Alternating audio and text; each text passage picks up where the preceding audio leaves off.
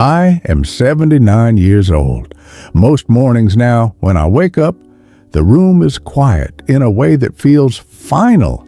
And it's in that quiet that I finally understood why the people I loved drifted away. It didn't come as a sudden revelation. There was no single moment where everything made sense.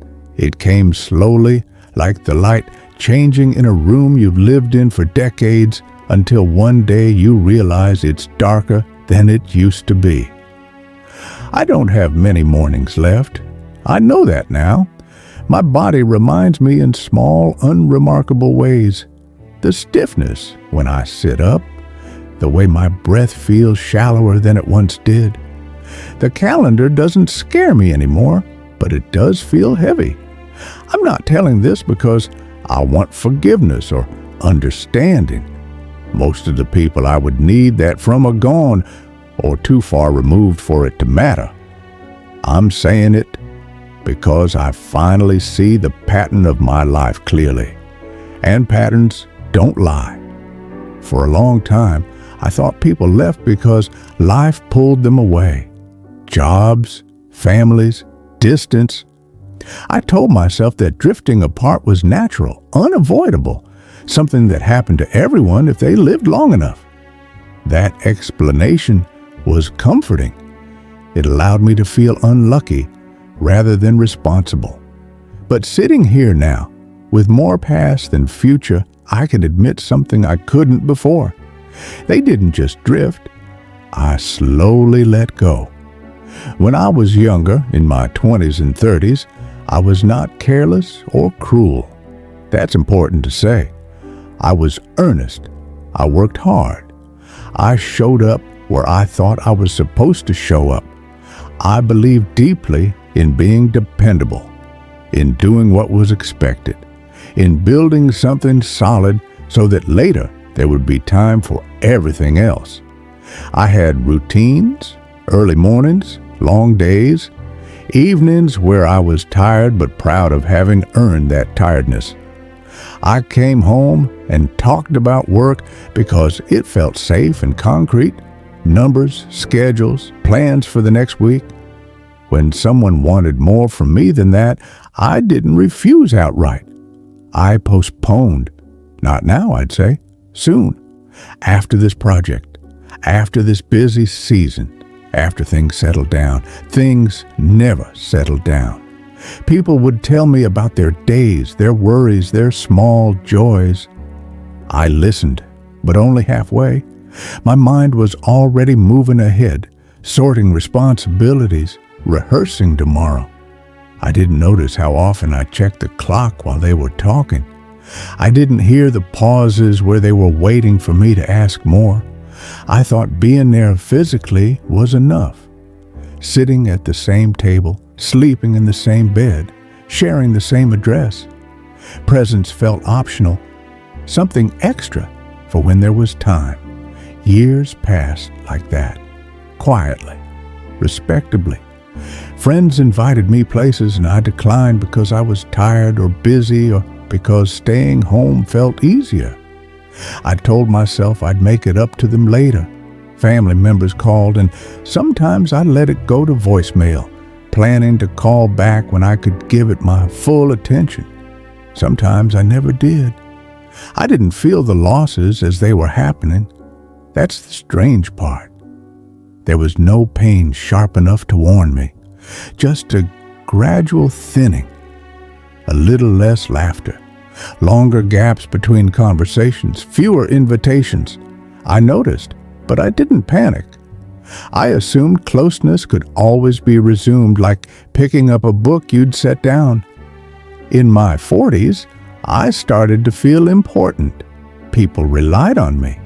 My absence was explained, even excused. I wore that as proof that I was doing the right thing. I didn't understand that reliability without warmth becomes distance. I remember specific moments now, ordinary ones that didn't seem significant then. A dinner I left early because I had an early meeting.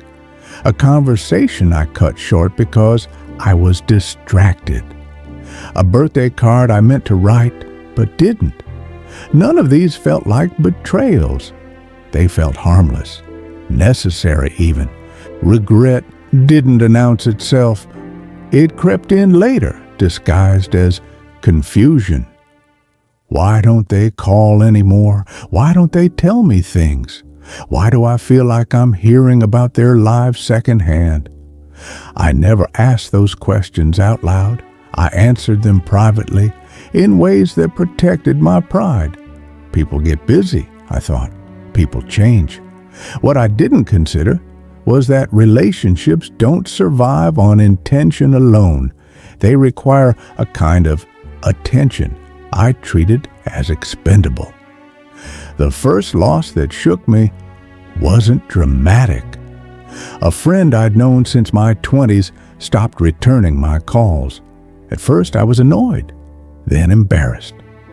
Eventually, I let the silence stand. We never argued. There was no falling out, just an absence that became permanent. Others followed in similar ways, gradually, quietly. Then there was illness, not mine at first.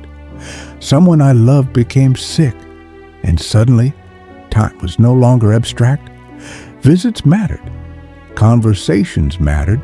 I showed up, but awkwardly, unsure how to be present without fixing anything.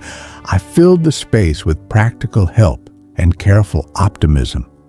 I avoided deeper conversations because they frightened me, because they required stillness, because they asked me to sit with discomfort rather than manage it. When that person died, I grieved honestly, but there was another feeling underneath, one I didn't name then, something unfinished. Years later, when my own health began to falter, the circle around me was smaller than I expected, not empty, but thin. I had assumed that after a lifetime of doing what was required, closeness would be waiting for me, that people would simply step back in when I had time for them. That was the lie I lived by. The moment of clarity didn't arrive with drama. It came one afternoon while I was sitting alone, sorting through old papers, letters, cards, notes written in handwriting I recognized instantly. So many of them were invitations, check-ins, attempts. I saw how often the effort had been one-sided, not because I didn't care, but because I believed caring could be deferred. I finally understood then that people don't leave because you fail them once. They leave because they feel unnecessary. They leave when their presence doesn't seem to matter. What is permanently lost isn't just the people themselves. It's the versions of yourself that only existed with them. The conversations that can never happen now. The apologies that arrive too late to land anywhere. Time doesn't return what you didn't use. I can't reclaim the warmth I postponed. I can't retroactively listen better.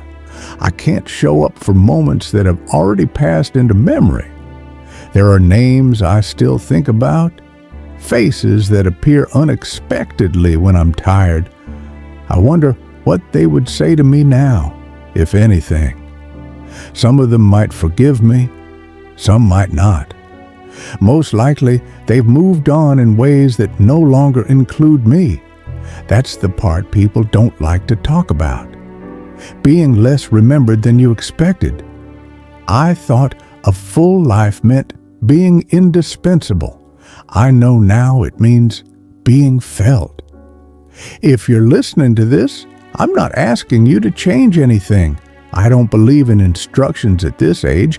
I can only tell you what surprised me.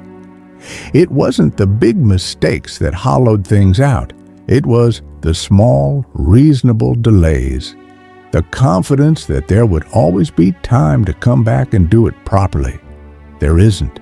I don't feel angry anymore. Mostly I feel clear about who I was and how that person shaped the life I'm sitting in now. There are still moments of connection. I'm grateful for them. Gratitude and sorrow can exist together without canceling each other out. As for me, I spend my remaining time quietly. I listen more than I speak, not because it fixes anything, but because it feels honest. I don't expect redemption. I don't need it. I just wanted to say out loud what took me 79 years to understand. People don't drift away on their own. They drift when they stop feeling held. And once they're gone, you don't chase them. You sit with the space they left, and you finally see it for what it is. This is where I am now, and this is enough to say.